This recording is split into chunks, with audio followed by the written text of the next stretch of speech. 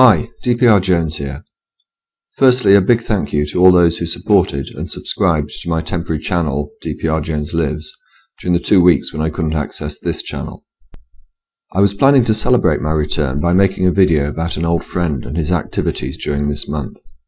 However, I was fortunate enough to see a number of videos which dealt with all the matters that I would have addressed, and did so better than I could have done.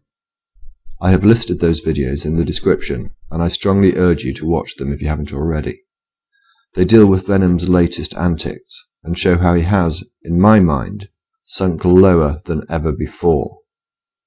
I thank them for their efforts because Venom has posted and deleted more videos this month than ever before, sometimes posting and deleting within hours, and keeping track of his lying has not been easy.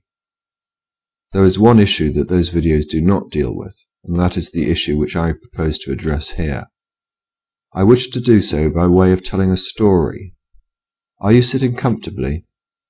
Then I'll begin. Once upon a time, in a land far, far away, there lived a beautiful princess called Gertrude. All Gertrude ever wanted in life was to fall in love and get married. One day, Gertrude was sitting in front of her computer daydreaming, when by chance she fell upon a YouTube channel known as Venomfangx. Venomfangx, whose real name was Sean, was a handsome prince and lived in a huge castle.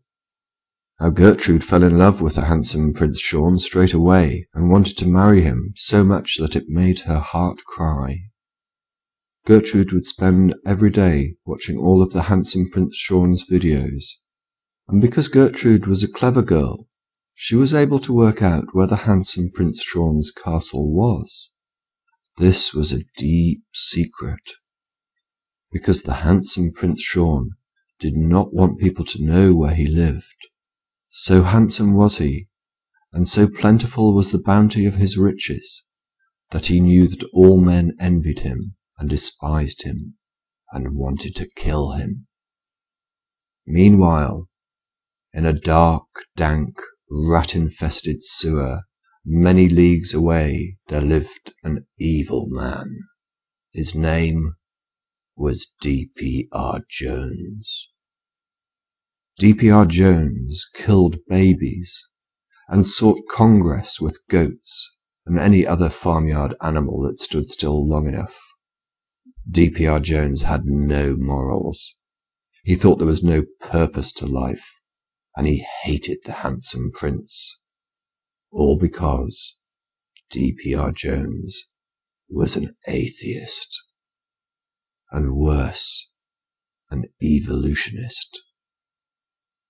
dprjones had frequent battles with the handsome Prince Sean, but the handsome Prince Sean always won because he had God on his side, and dprjones knew not where the handsome prince's castle was.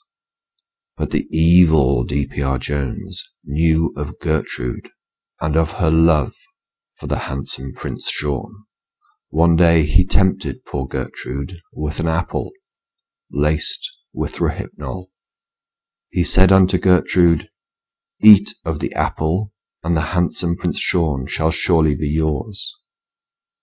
And Gertrude succumbed to the snake-like charms of the evil dprjones, and of the apple she did eat, as she slipped into unconsciousness, and before the evil dprjones deflowered her, she let slip the whereabouts of the handsome Prince Sean's castle.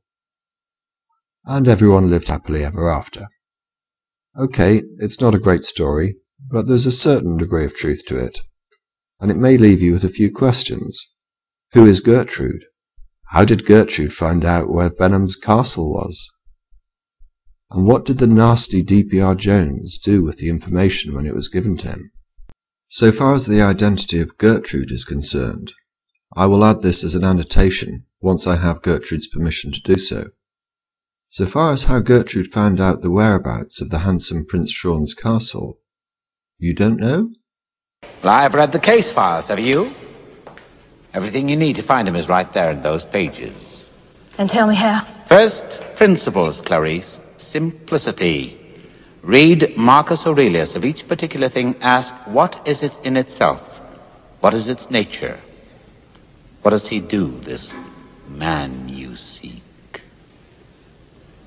He kills women. No, that is incidental. What is the first and principal thing he does? What needs does he serve by killing? Anger.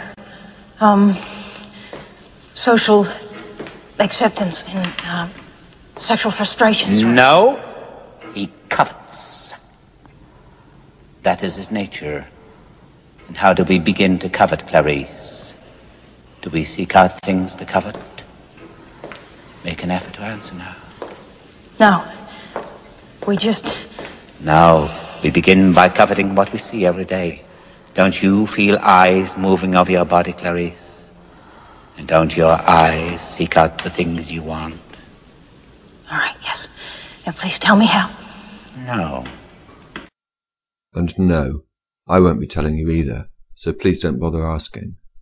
All I will say is this. Venom covets. He coveted a camera, a high-definition camera, a camera he wanted to show off. After that, simplicity. Nothing illegal or underhand was done to obtain the information. Venom supplied it all himself. And Venom, before you seek to have this video removed, please note that there is nothing at all in this video that gives away any personal information about you. I have known this information for several months. I have not disclosed it to anyone, nor will I. Neither is it Gertrude's intention to disclose this information. So the rest of you may be wondering why I'm telling you this. The reason will become apparent in part 2, in which I will show that Venom is without doubt the most despicable person I have ever come across.